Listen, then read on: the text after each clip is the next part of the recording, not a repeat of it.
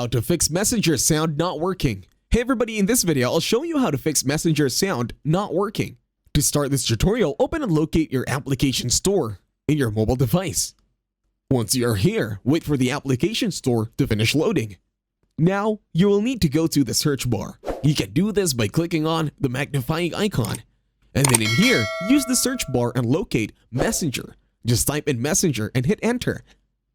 And then, wait for the application to finish loading. In here, you're going to be looking for the Messenger icon. Once you find it, tap on it. In this case, we will need to update Messenger.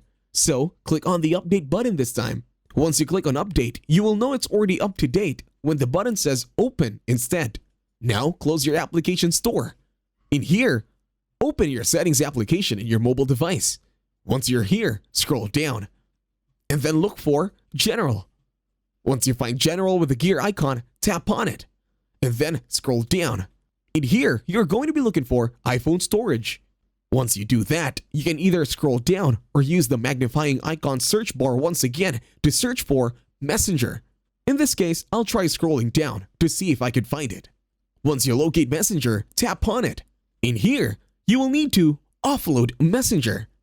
To do this, click on Offload App.